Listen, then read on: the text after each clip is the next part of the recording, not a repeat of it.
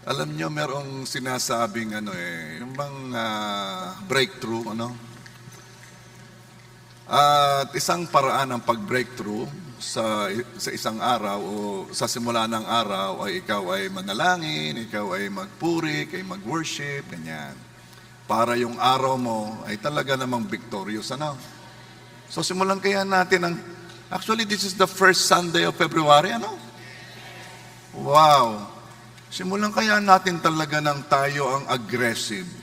Mag-breakthrough tayo sa presence ng Panginoon. Paano natin gagawin yan? Palakpakan natin ng Panginoon. Come on.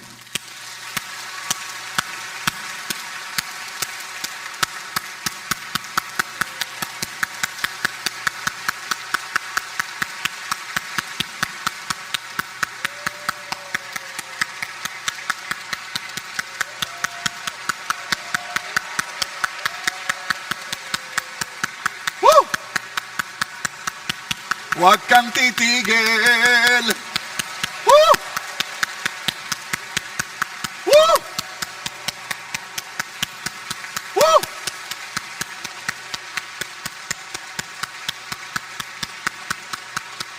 Sige.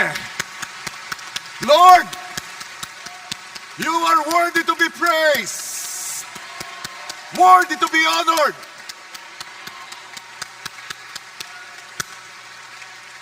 Woo! In Jesus' name, everybody say,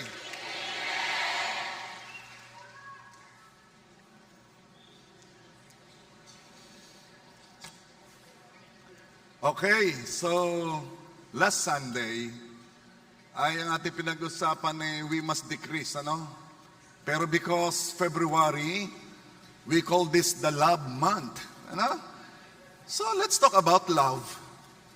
Pero gusto ko pa rin ipasok yung decrease. So paano to? So ito yon. Ang title lang i-share ko sa inyo, Love is not proud. 1 Corinthians 13 verse 4. Love does not boast, it is not proud. Ang pag-ibig ay hindi mapagmalaki o hambog. Okay. Ang pagmamalaki ay kabaliktaran ng pag-ibig. Kung ang pag-ibig is going out, palayo sa self, ganun talaga umiibig Ang pagmamalaki o pagmamataas or pride ay pakabig, papunta sa self. Ang nagmamalaki o hambog ay hindi nagmamahal. Kaya love is not proud So basta meron nagmamalaki, nagmamataas, hindi na siya nagmamahal. Ang nais ng nagmamalaki ay siya ang mataas. Ang nais ng pag-ibig, itaas ang iba.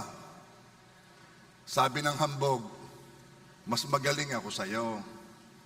Sabi ng pag-ibig, mas magaling ka sa akin. Sabi ng hambog, gusto ko na makilala mo ako. Sabi ng pag-ibig, gusto ko na makilala ka. Ang pride, kinakanya lahat ang credit. Ang pag-ibig, kinikilala ang mga may naiambag. Kinikilala ang kanyang mga kasama. Ito man ay sa personal or sa professional settings. Love shares the credit. Ewan ko yung mga lalo na yung mga nagwo-work, sila part ng group. May mga tao na kinanya na lahat ng kredito hindi naman alam na may mga kasama naman siya doon. Ang pagkilala sa naitulong ng iba ay pag-iwas sa pagtataas sa sarili. Bakit kaya ang marami ay ayaw na sila ay itinutuwid or ikinokorek?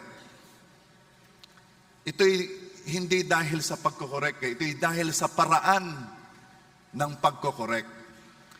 Malimit na tawag nila dito yan, namura na naman. O kaya ano gan nangyari? Hindi napagalitan. Ang tawag nila sa pagkokorek is napagalitan.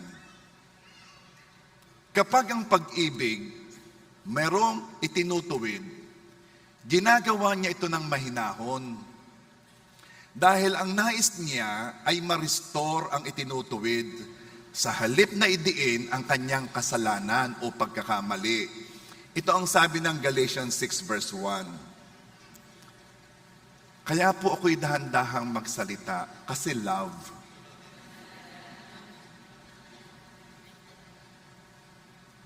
Pagdating po ng March, hindi na ganito. Okay. Galatians 6 verse 1, mga kapatid, kung may isa sa inyo na nahulog sa pagkakasala, kayong pinapatnubayan ng Espiritu ang magtuwid sa Kanya. Subalit, eto na, gawin ninyo ito ng mahinahon. Kindly say mahinahon. At mag-ingat kayo, baka kayo naman ang matukso. Love seeks the good of the other person rather than personal vindication. Anong ibig sabihin? Yung iba nagkukorek para ipakita lang na siya'y tama. O di ba sabi ko sa iyo, kung sinunod mo ka naman ako, yung sinabi ko tama, talagang mali ka. Aminin mo nang mali ka. Nagkamali ka doon. Ano ka naman pagkukorek yan? Ang pagkukorek ay hindi pagdidiin ng kamalian. Ang pagkukorek is you want to restore the person. Kaya ginagawa mo yan ng mahinahon.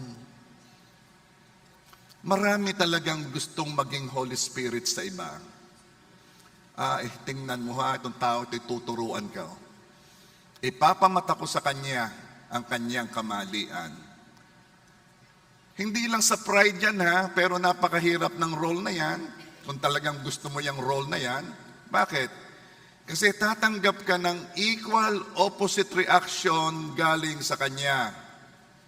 I-resist ka niya, babalkang ka niya at sasabihin niya, kung let's say hindi mo naririnig pero sasabihin niya, Ari, kung magsalita, akala mo kung sino. Hindi niya tinanggap ang correction. Kasi ang dating ay tuturuan mo siya. Now, meron akong sasabihin sa inyo. I want you to understand this. Huwag mong turuang magbago ang ayaw magbago. Ang taong ayaw magbago ay hindi magbabago. Tama ka. Gusto kong tingnan ninyo yan para tumigil na ang mga gustong mag-Holy Spirit sa iba. Okay. Now, gusto ko rin ninyo itong maunawaan. Lahat ng kasalanan, ito man ay talagang stronghold na or what we call addiction. Ano mang addiction yan? Drugs, alcohol, nicotine, pornography, lust, food called gluttony, addiction sa kung ano man. Kayo nang magsabi, kanya-kanya daw addiction yan Social media, addiction sa mura, meron talagang hindi tumataas ang kanyang energy sa umaga hanggat hindi nakakapagmura Kanya-kanyang addiction. Ito ang ibig kong sabihin. Lahat ng addiction ay mapapagtagumpayan. Kahit pa anong lalim niyan. Hindi ito ho'y dumadaloy na sa aming henerasyon. Ganito ho ang aking lolo, ganito ho ang aking ama, kaya ganito ako. Malalim na ho ang tanim. Lahat ho kami sa aming henerasyon, lahat ho kami ay magsusugal. Kaya ho ako'y magsusugal, mahirap na ho itong baguhin. Lahat ng addiction ay mapapagdagumpayan. If you are desperate enough to overcome it.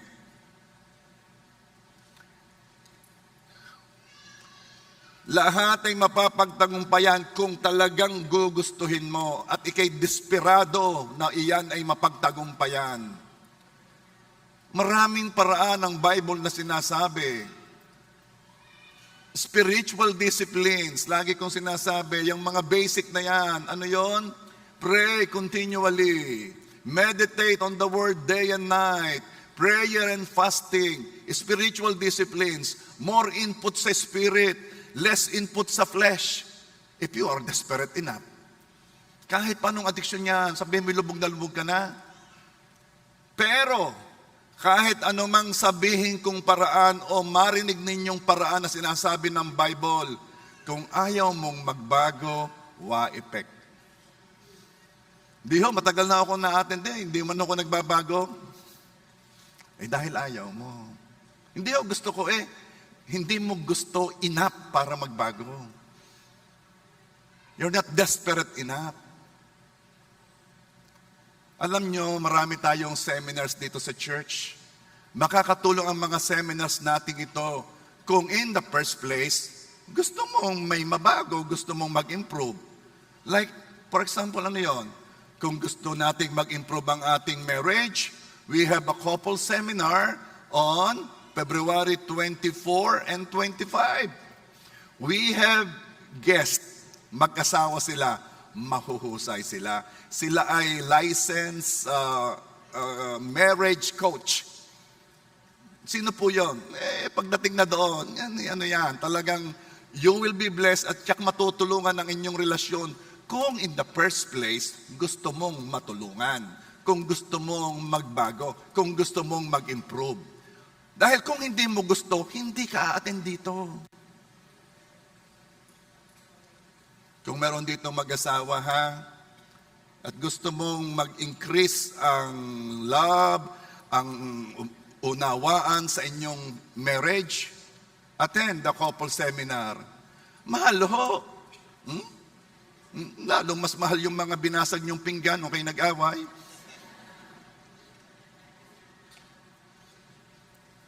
Kung gusto mo mag-improve ang relationship mo kay God, we have seminars. Katulad ng MGR. Saka naman nakakitang pipilitin ka pang umattend ng MGR. Ito ay makakatulong sa in the first place, gusto niyang matulungan or gusto niyang mag-improve or magbago. Kung gusto mong mag-improve ang paglilingkod mo, we have so good seminars. Kung gusto mong mag-improve sa kabanalan, we have Hulma seminars. At yan ay binabantayan. Kaya ang pakikipag-usap sa taong gusto mong baguhin, ay huwag mo nang gawin. Dahil, hindi mo muna siya babaguhin. Sa halip, bago mo ituwid ang taong gusto mong baguhin, kailangang naisin muna ng taong ito na magbago. Kailangan niya ang kilos ng banal na espiritu sa kanyang puso at dumating siya sa pagsisisi. Kung gusto mo siyang ituwid, huwag mo siyang sermonan. Uulitin ko. Kung may gusto kang ituwid, huwag mong sermonan. Wa-epek yan. Hanggat hindi siya dumadating sa punto na gusto niyang magbago, wa-epek lahat mong sasabihin. So anong gagawin mo? Ipag-pray mo muna. And then gawin mo ang lahat upang mailapit siya sa may kayang bumago sa kanya. Invite mo sa church, isama mo sa life group. Ito ang ating mindset. Love is patient, hindi nagmamadali. Pastor, 20 taon ko nang hinihintay magbago, Kaya nga, love is patient, Ito ang mindset. Siya'y uunawain ko at aakayin sa Panginoon. Pagpe-pray at hihintayin kong kumilos si Lord sa Kanya. Huwag nyo laging gustong baguhin yung taong yan. Gusto lagi ninyong itulad sa inyo. Hindi rin naman totoong kagalingan. Anong ibig kong sabihin? Ipag-pray mong mapalapit sa Panginoon. Siya lang ang may kakayanang magbago sa sino man.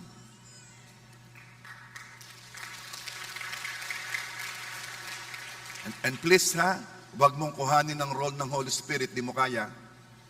At alsin mo yung iyong mindset na lagi ka na lamang gustong may ituwid, may i-correct, may itama. Kasi ang pangit ng dating mo, ang taas-taas mo. Ihahayaan ko na hulaan. Well, kung talagang gusto mong sabihin mo gently. Yung ang puso mo'y ramdam na ramdam niya na mahal mo siya. Hindi yung dinidiin mo ang pagkakamali niya. Are you there? Oh, I hope you understand that. God is love and love is not proud. So Jesus is love and Jesus is humble. Matthew 11:29. Take my yoke upon you.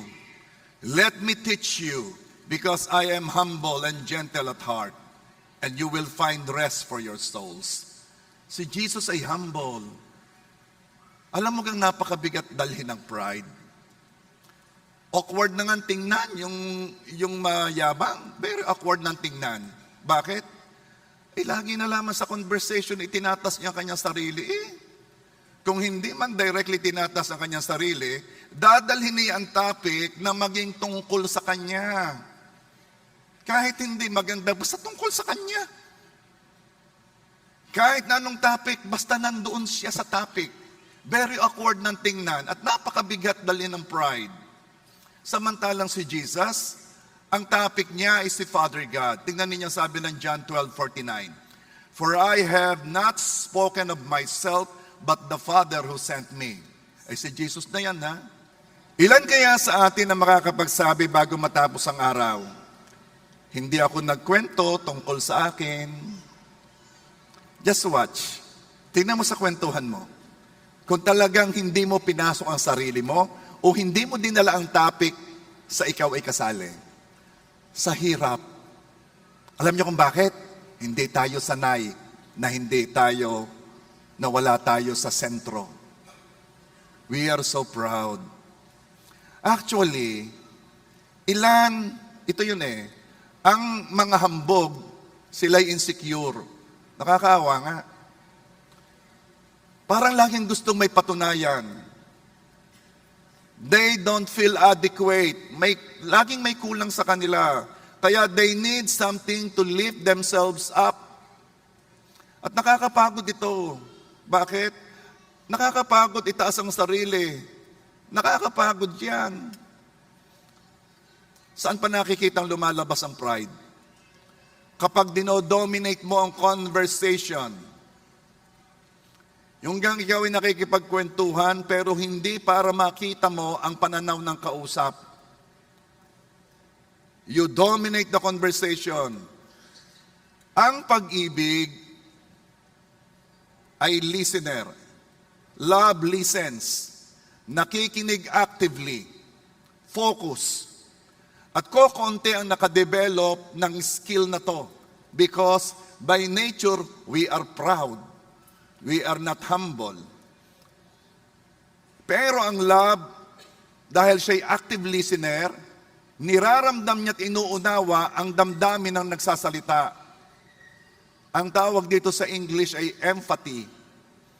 Inilalagay ang sarili sa kalagayan niya. That is love. Napakagaang dalhin ng humility. Walang kailangang ipakita o ipagmalaki. Hindi kailangang ma-recognize siya o makilala. Walang image na iniingatan. Hindi kailangang dagdagan ng sarili para siya ay mataas o mapansin. Ang mga humble, hindi mo siya pwedeng maliitin Bakit? Kasi comfortable siya sa katatayo ang hindi mataas o hindi malaki. Maliitin mo man yan, hindi yan matitisod. Comfortable siya doon Ang proud, wag na wag yang makaka-feel na siya hindi mo napansin, hindi sinali, hindi nakasama, magre-rebelde ang kaluluwa niyan. Kasi ang mga proud, they feel entitled. Nag-e-expect sila ng kakaibang treatment. Kaya ang hirap dalhin ng pride at ang gaang dalhin ng humility. Pride ang kaaway ng anumang relasyon. Proverbs 13 verse 10. Arrogance leads only to strife. Ang pride ay laging papunta sa away, sa halip na pagkakaisa or unity. Kaya sa mag-asawa, sinet na agad ni Lord ang kaayusan o ang order. Lalaki ang leader at babae ay helper suitable for him. Ako po ay may pauna na sa couples. Hindi pwede ang dalawang hari sa bahay. Pero dahil sa pride, sa halip na cooperation, competition ang nangyayari. Nawawala ang unity. Maraming away ng mag-asawa ay naiwasan sana o madaling natapos kung parehong nagbaba ng pride. Magkaiba ang utos sa mag-asawa. Clifford, makinig ka. Ito'y narinig na ni Wilson at ni Albi. Si Clifford at si Jewel. Lalaki, ibigin si Jewel, ang babae. Babae, igalang ang lalaki. Pero dahil sa pride, ayaw ibigay ng babae ang respeto sa lalaki at ayaw ipakita ng lalaki ang pag-ibig na kailangan ng babae. Alisin mo ang pride sa anumang relasyon, yumayabong ang pag-ibig. Gumagandang relasyon.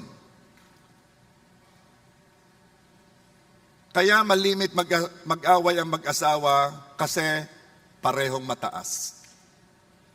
Yun lang yan. Sino gustong umattend ng couple seminar? One paragraph lang yun. Alisin ang pride at yayabong ang pag-ibig. Saan? Sa family. Ang nakita ko sa mga pamilyang malimit nag-aaway, ang tataas nila. Matitigas magsalita. Alisin mo ang pride at magiging united ang anumang organization. Yan man ay community, yan man ay sa barangay hall. Alisin mo ang pride at talaga namang magkakaroon ng pagkakaisa sa church or sa office. Ephesians 4 verse 2 and 3. Be completely humble and gentle. Be patient, bearing with one another in love. Make every effort to keep the unity of the Spirit through the bond of peace. Now, ang pride ay pumipigil sa pagtanggap ng pagkakamali at paghingi ng tulong. Kaya yung mga proud, hindi yan nahingi ng payo eh. Proud eh. Now, that you know, ang pangit, ang kapangitan ng pride, ito ngayon ang ating pag-uusapan. Paano makalaya sa pagmamataas? Ready na ba kayo? Number 1, naisin mo magpakumbaba. Anumang steps to teach us how to humble ourselves will have no effect kung hindi naman tayo bothered ng ating pagmamataas. Kailangan dumating tayo sa point na nais nating magpakumbaba. Ayun nga, Pastor, paano ko na naising magpakumbaba? Ito yon. Unawain mo na ang pagpapakumbaba or humility ay katangian ni Jesus at ang pagmamataas ay ugali ni Lucifer. Nawain mo yan. Kaya kung ikaw ay nagmamataas, katulad ka ni Lucifer. Kung ikaw ay nagpapakumbaba, katulad ka ni Jesus. Doon pa lamang naisin mo na magpakumbaba eh. Basahin ko ulit sa inyo kung ano bagang ugali ni Lucifer. Dito kasi, siya kasi ang nakaimbento ng pride. Isaiah 14 verse 13, you said in your heart, I will ascend to heaven, above the stars of God. I will set my throne on high. I will sit on the mount of assembly in the far reaches of the north. Verse 14, I will ascend above the tops of the clouds. I will make myself like the Most High. Ay, puro pataas eh. Walang lugar ang kayabangan sa buhay ng Kristiyano. Kung nais nating makamukha si Kristo, naisin nating magpakumbaba. Are you there? Philippians, tingnan mo naman si Jesus ha. Sinabi ko sa inyo kanina, ang style ni Lucifer, tingnan mo naman si Jesus. Philippians 2 verse 5. Let this mind be in you which was also in Christ Jesus. Verse 6, who, existing in the form of God, did not consider equality with God something to be grasped. And verse 7, but emptied himself, taking the form of a servant, being made in human likeness. And being found in appearance as a man, he humbled himself and became obedient to death, even death on a cross. Alam mo yung tayo'y magpakumbaba, okay lang yun eh. Hindi naman tayo talaga mataas eh. Feeling mataas. Si Jesus talagang mataas. Diyos yan eh, walang simulat, walang katapusan. Pero pinili niya na kunin ang anyo ng nilalang. Hindi lang yun ha, hindi lang siya nagkatawang tao ha. Pinili niyang maging servant at lingkod ng kanyang mga nilalang. Ano ka naman baba? Hindi lang servant ha, servant, sukdulang mamatay para sa kanyang nilalang. Sobrang baba ng Panginoong Hesus, sobrang ibinaba. Yan ang pagkakaiba. So anong pipiliin mo? Gugustuhin mo pa bagang magmataas? O pipiliin mo yung ginawa ni Jesus na nagpakumbaba? So una, naisin mo. And I pray, by knowing kung sino ang tinutulad natin, na naisin natin magpakumbaba. Ang labanan ay pababaan. Oh, number 2. Anong pinag-uusapan natin dito?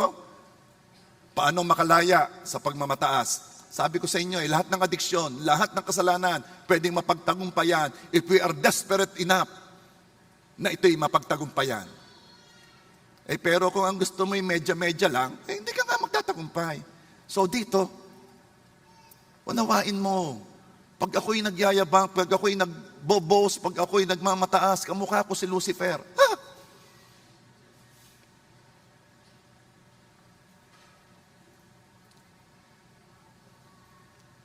Number 2, kamuhian ang pagmamataas. Kawikaan 8:13. Ang may takot sa Panginoon ay lumalayo sa kasamaan.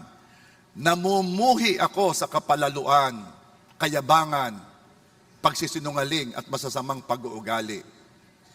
Namumuhi ang Diyos ha, then mamuhi ka rin. Tingnan niyo ang word na ginamit, namumuhi. Hindi sinabing, allergic ako sa mayayabang. Hindi eh. Mababaw yun eh. Hindi sinabing, alam mo, di ko type ang mga mayayabang o mapagmataas. Hindi eh. Mababaw yung word na yun. Gumamit na sila ng pinakamalalim na pwede. Namumuhi. Muhi. Nagamit na ganin nyo yun. Yung word na yun. Parang hindi eh.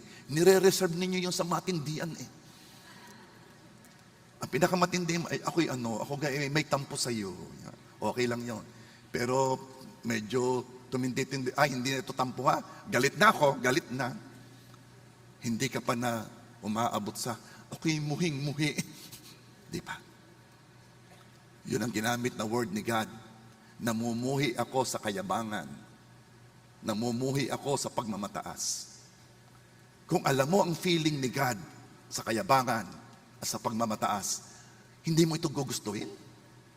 Are you there? So ano gagawin mo? Tratuhin mo ng maayos yung mabababa sa iyo, ha? Yung tingin mo'y mabababa sa iyo. Yung mga nagsisilbi sa iyo sa restaurant, yan ay may mga tag, may pangalan yan. Tawagin mo sa pangalan. Hindi siya si at hindi siya si Hoy. Pwede siya si kuya, si ate. Pero mas maganda pa rin. Kaya nga may pangalan eh. Yung naman na ilalagay doon kung ayaw nilang sila eh. Kung ang gusto nila itatawag mo iba. Kaya kung anong pangalan tawagin mo. Are you there? Ituring mo ng maayos yung sa tingin mo'y mababa sa iyo. Pag mayroong security guard na nagpapark sa iyo, thank you kuya ha, yung natulong sa iyo. Thank you kuya ha. Huwag yung wala lang. Para ganang entitled tayo. Aba, dyan ako kumain eh. Tulungan mo ako magpapark. No. Tortuhin mo ng ayos. May nakita kasi ako sa mall, pinapagalitan niya yung security guard. Pinapagalitan niya kasi siguro hindi tama yung pagturo ng park. Alam mo, makikita ang ating ugali, the way we deal with people na sa palagay natin ay mas mababa sa atin. Dahil sa totoo, wala namang mas mababa sa iyo eh. Palagay mo lang yun. Are you there?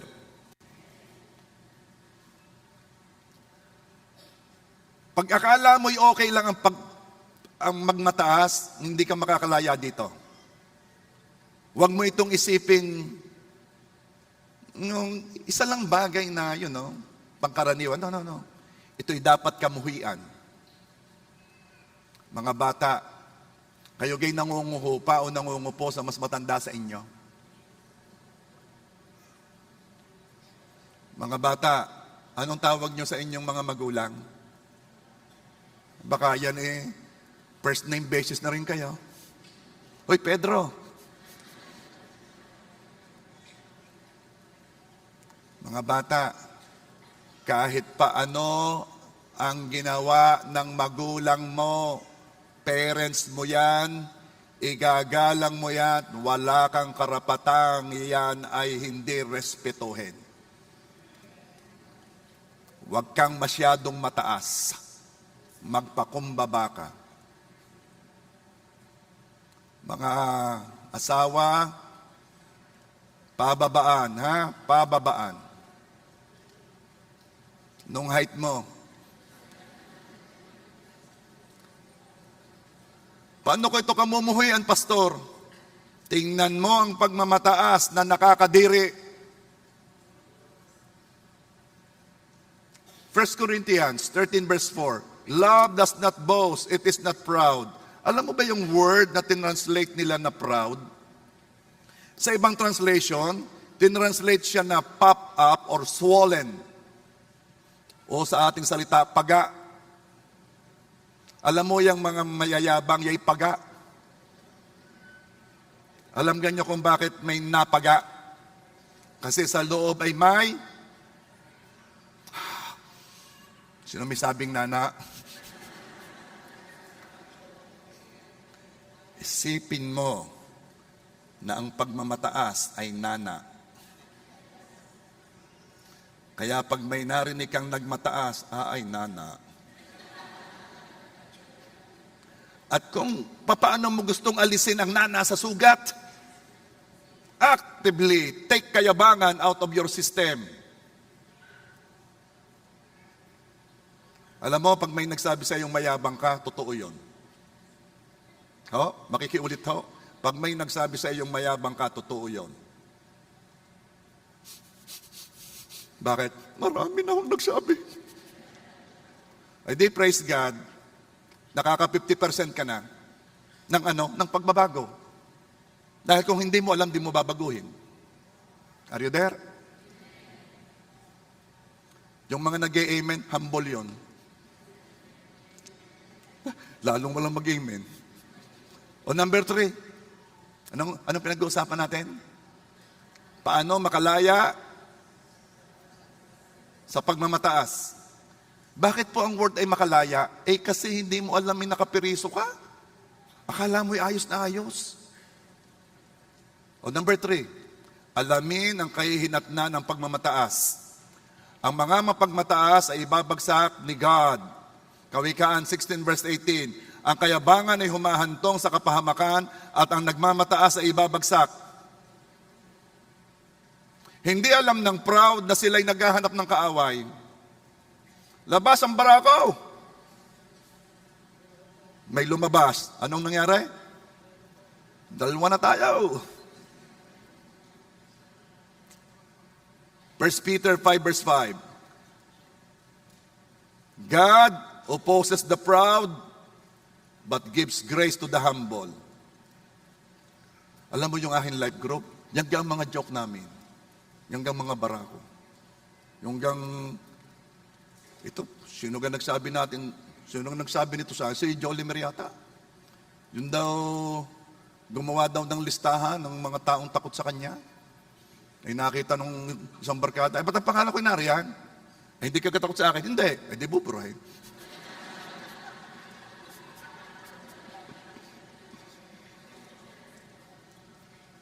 Hindi alam ng proud na sila'y naghahanap ng kaaway. At karaming mahahanap na kaaway, Diyos pa ang napili God opposes the proud but gives grace to the humble. God opposes the proud. Ano ibig sabihin? Hindi basta hinahayaan ng Diyos ang mapagmataas. Alay, ikaw naman yung mayabang, dyan ka na. Hindi.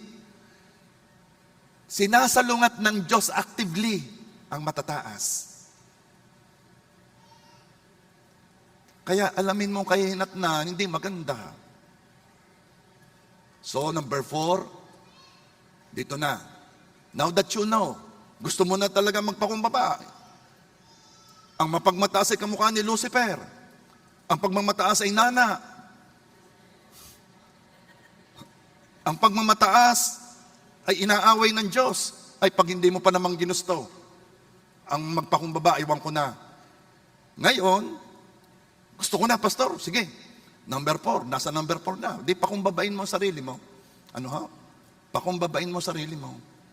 1 Peter 5:6, humble yourselves, therefore, under the mighty hand of God, so that at the proper time, He may exalt you. Humble yourselves. So, sinong humble sa atin? Tayo. Hindi iba ang gagawa nito sa atin, kaya huwag kang dadali ng taong ito, tuturuan ko ng leksyon, napakayabang eh. No, hindi ikaw. Ang iyong hahambulin lang ang sarili mo. Hindi tayong gagawa nito sa iba. Hindi iba ang gagawa nito sa atin. Tayong hahambol sa ating sarili. So anong ating gagawin? Lagi nating i-check ang ating motives and intentions. Kung ang iyong ginagawang paglilingkod, pagsasalita, ay dahil gusto mong mapuri, ito'y nakatagong pride. Kaya sa umaga pa lamang nagpe-pray ka, ipaalala, sabihin mo kay Lord, Lord, sabihin mo sa akin pag kumikilos ako sa pride, sabihin mo sa akin, and then, ipaunawa mo sa akin ang root cause nito, bakit ba ako ganito, ano bang kulang sa akin, bakit ba gusto ko laging i-promote ang sarili ko, ba't ba laging gustong ang pag-usapay ako, ano bang nangyari sa akin, bakit ako'y very inadequate, o wag kang mag-alala, i-guide ka ni Lord, baka inner healing yan. Baka nung unay masyado kang naapi. Kaya ngayon, hindi na ako napahayag na ko yapin. Bago nila ko apihin, sila mo na nga apihin ko. Ay, naku, kapapanood mo ng mga sine. Pastor, paano ko pagpapakumbabay ng sarili ko? Ito ang maganda. Ang humility natututuhan. Ang humility hindi lang feeling, ito'y action, ito'y kilos. Kung gusto mo maging humble, ay di kumilos kang humble. Paano yun? Eh, di pag nagkukwentuhan wag lagi ang topic ikaw. Makinig ka sa nagsasalita. Huwag mo siyang putulin habang nagsasalita siya. Pag napansin mo na ikaw ay masugo, mautos, pwedeng mag-adjust. Yan ay sign na hindi ka humble. Bakit? Eh, laging gusto mong ikaw ang ano eh. Makikidala nga na rin doon. Nung nadala, ibalik mo nga. Maghanap ka ng mga mature Christians na nakikitaan mo ng kapagkumbabaan and magsasama ka sa kanila. Huwag kang magsasama sa mga mayayabang, matataas, mga hambog. Kasi nagiging normal sa mga yan ang kahambugan, tuloy akala mo, yun ang normal. Magsasama ka sa mga humble na katulad ko. Biglang umiwas na, huwag dyan. Madaling matuto pag ang kasama mo ang ginagaya mo. Kaya most likely, ikay mayabang, ikay mapagmataas, kultura yan. Meron kang natutunan. Meron kang nagayanan. Akala mo'y normal yon. Pero pag ikay galing talaga doon sa pamilya, sa grupo ng mga mapagpakumbaba, ang daling magpakumbaba kasi natututunan ito. Romans 12:16. Be of the same mind toward one another. Do not be haughty in mind, but associate with the lowly. Do not be wise in your own estimation. Mag-volunteer ka sa inaakala mong mababang gawain. Alam mo, wala namang mababang gawain eh. Inaakala mo lang. Abay, napansin ni Pastor Amelo de Siris, yung aming apo, ay nagpapatong ng silya eh. Ko, Ris, wag na ikaw. Nagpapatong ng silya. Huwag mong agawan ng trabaho si Ricky, walang magagawa si Ricky. Tsaka si Joe. At sabi ko, praise God. Alam mo yung mga bata, wala pa silang notion ng mataas na gawain at mababang gawain. Nung lumaki, tayo nang naglagay sa kanila. Are you there? Huwag hanapin ang paglilingkod na makikita ng iba. Huwag niyo laging naisin itong pulpit, yung paglilingkod sa pulpit. Huwag niyo itong ang bilis maagaw ng reward dito. Ang bilis maagaw. Yung sa halip ng reward ay buong buo sa langit. Kaunti lamang kilos dito na ang purpose mo ay kay makilala, sumikat, o wala nang reward.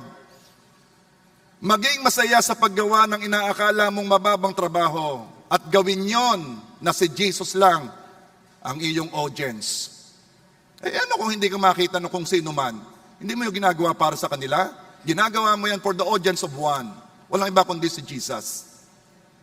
Si Jesus ang may sabi, Matthew 23 verse 12, whoever exalts himself will be humbled, and whoever humbles himself will be exalted. Uulitin ko, kung gusto mo ng competition, ay sa pagpapakumbaba. Talo na. Kung ang nais mo'y maging mataas, talo ka na agad. Jesus who humbled himself the deepest was exalted the highest. Siya na nagpakumbaba ng sobra, ang itinaas ng Diyos ng sobra. Humbling ourselves does not come naturally. Mas natural ang pride sa tao. Kaya may reward ang humble eh. Sa mayayabang, walang reward. Nagawan pa nga. Lahat na ginawa mo para makita ng tao, kahit anong buti na yan, walang reward sa langit. Bakit? Nakuha mo ng reward sa lupa. Sayang.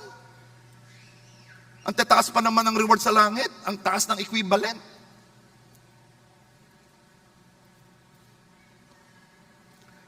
Ang susi ng promotion sa kaharian ng Diyos ay humility.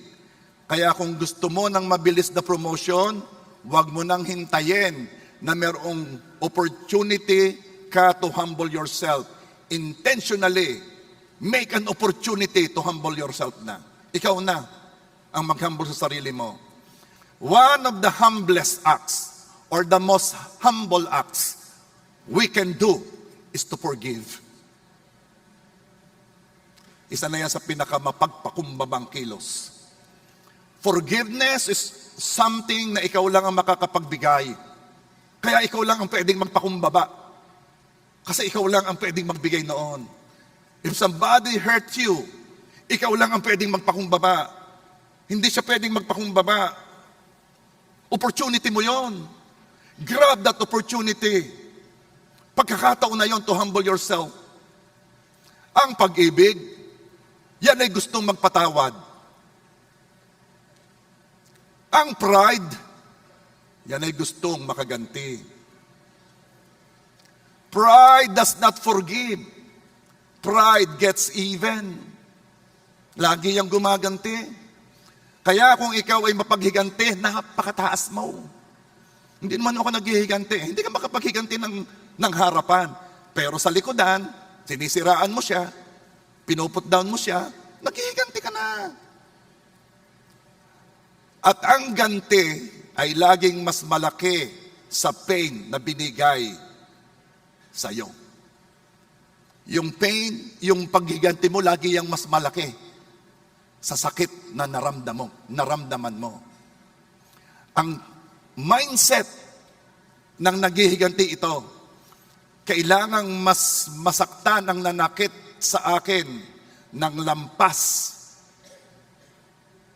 sa naramdaman kong sakit dahil sa Kanya.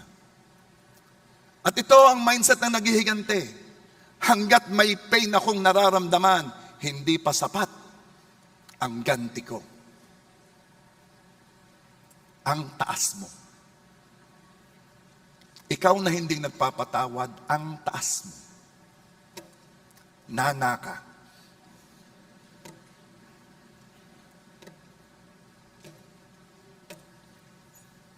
Now, paano magpatawad? Yung iba kasi hindi naunawaan. Ako naman yung nagpatawad na eh. Hindi naunawaan. Ganito magpatawad ha.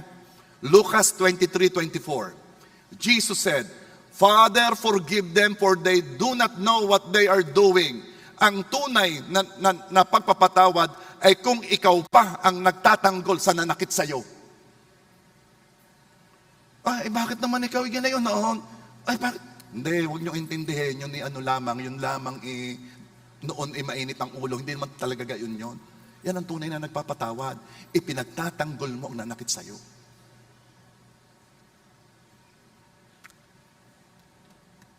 Hindi pala ako nagpatawad. Noong hiningi ni Jesus na patawarin ang nananakit sa kanya, look at this ha, ongoing pa rin ang pananakit. Hindi naman tumitigil nakapako siya, ongoing ang pananakit. At while ongoing ang pananakit sa kanya, doon niya sinabi, Lord, Hindi nila alam ang ginagawa nila, ha? Pinagtatanggol ni Jesus. Sabi ng iba, Pastor, paano ko patatawadin? Hanggang ngayon sinasaktan ako. Yun nga yun. Magpapatawad ka kahit hanggang ngayon sinasaktan ka. Now, hindi ko naman ibig sabihin, mananatili ka doon sa sitwasyong sinasaktan ka. Alam nga namang ikibinubugbog, tapos sasabihin, pinapatawad kita, sige pa. Hindi naman ganon. Lalayo ka.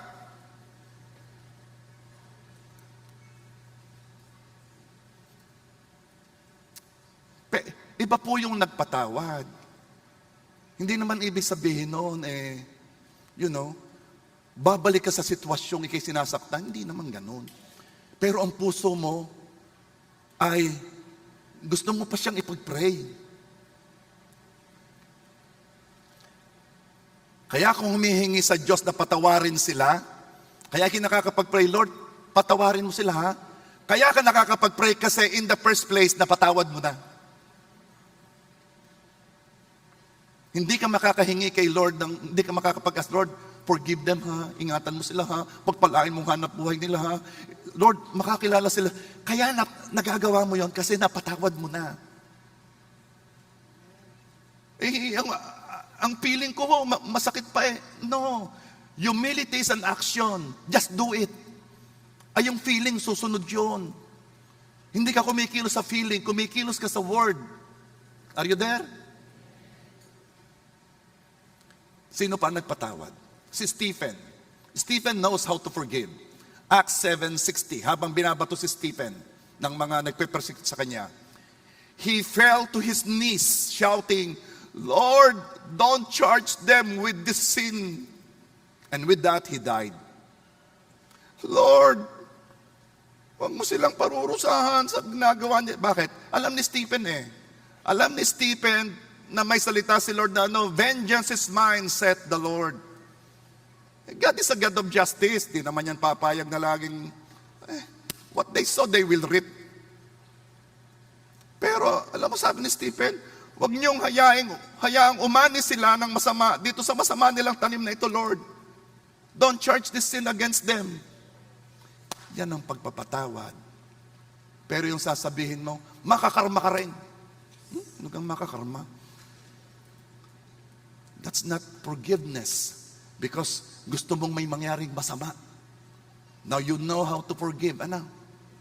Kaya sabi ko sa inyo, forgiveness is one of the most humble, one of the humblest acts you can do. Hindi ko sinasabing madali. Pero lagi ko sinasabi, hindi naman ibig sabihin at mahirap na hindi mo nagagawin. JA1, Rosario, online. You have to forgive. Maaaring sabihin mong, Pastor, hindi mo naunawaan ang nangyari sa akin. Yes. Hindi mo pa nasasabi, alam ko nasaktan ka. Ang pag-uusapan lang natin dyan, i-level ng sakit. Pero meron din akong sasabihin sa iyo, hindi mo rin naman alam ang ginawa ni Jesus sa iyo para mapatawad ang kasalanan mo.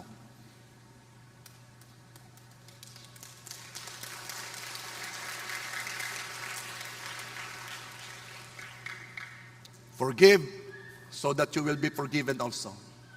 Uulitin ko, love is not proud. Love is humble. Kaya naman, kung binibigyan ka ng Diyos ng pagkakataong magpatawad, grab that chance. Huwag mong patagalin ang galit, huwag mong patagalin ang division, huwag mong patagalin ang conflict. Kung may opportunity, kahit pa ikaw ang sinaktan, come on. Imbitahin mo sa kapihan, magkapi kayo. So, pag may nag-imbita sa iyo ng kape ngayon, sabihin mo, galit ka ga.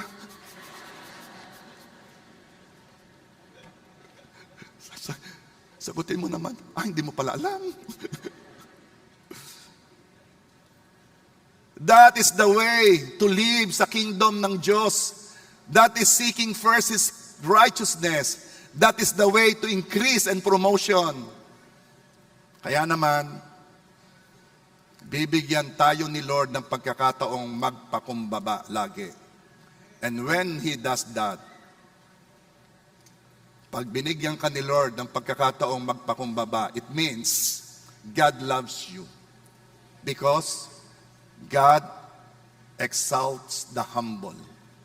Tinataas niya ang mapagpakumbaba. Kaya kung binibigyan ka ng Diyos ng pagkakataong magpakumbaba, ang ibig sabihin, gusto kang itaas ng Diyos, gusto kang pagpalain ng Diyos. Kaya kung may pagkakataong magpakumbaba, grab that chance.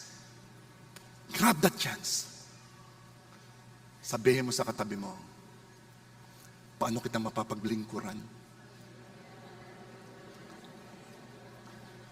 O kaya naman baka kasi hindi acts of service ang gusto niyan baka ang love language yan gifts. Sabihin mo naman, doon naman sa isa sabihin mo, ano kang gusto mo?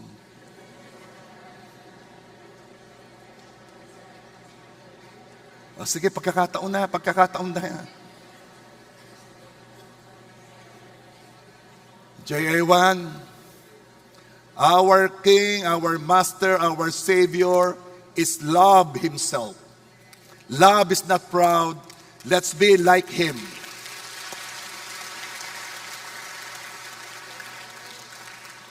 Pababaan. Amen? So, paano ko gari ka close? Alam ka naman sabihin kong, umanap kayo ng 12 tao at kayo mumano. Makihirap naman yun. Pag-pray ko kayo. Pag-pray ko kayo. Come on. Stand up, please.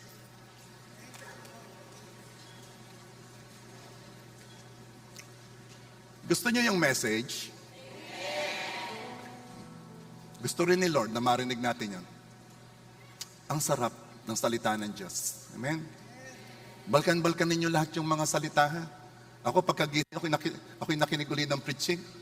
Ay panay ang amen ko Pag maganda yung sinabi, na nahampas pa ako sa mesa, sabi, tama.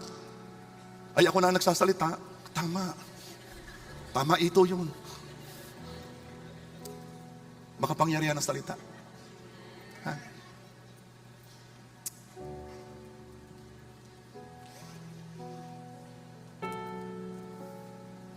Tuwing may pagkakataong magpakumbaba, grab it. Paano ko po malalaman kung talagang ako'y nagpakumbaba, kung talagang matindi yung pagpapakumbaba ko? Pag masakit. Pag masakit.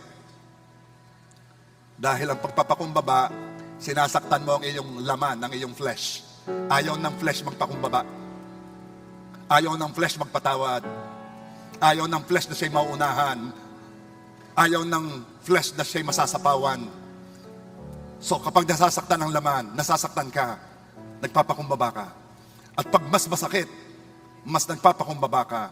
At kung talagang napakasakit, ang ibig lang sabihin, ang taas ng pinanggalingan mo. Father God, kami po'y lumalapit sa inyo. Malimit mo namin sinasabi kami nagpapakumbaba.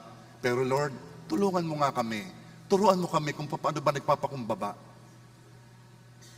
Turuan mo kami, Panginoon. Ayaw po namin magmataas. Ayaw po namin mag-boast. Ayaw po namin magmalaki. Ayaw po namin ng pride. Tulungan mo kami, Panginoon. Tell us, kapag kami nagmamataas na, tell us. Ayaw namin ito. And Father God, here are your children, your family, wanting to be like you, desiring to be like you. Kaya tulungan mo kami, Panginoon, lahat kami, na maging mapagpakumbaba. Tulungan mo kami, Panginoon. This we pray in Jesus' name. Amen.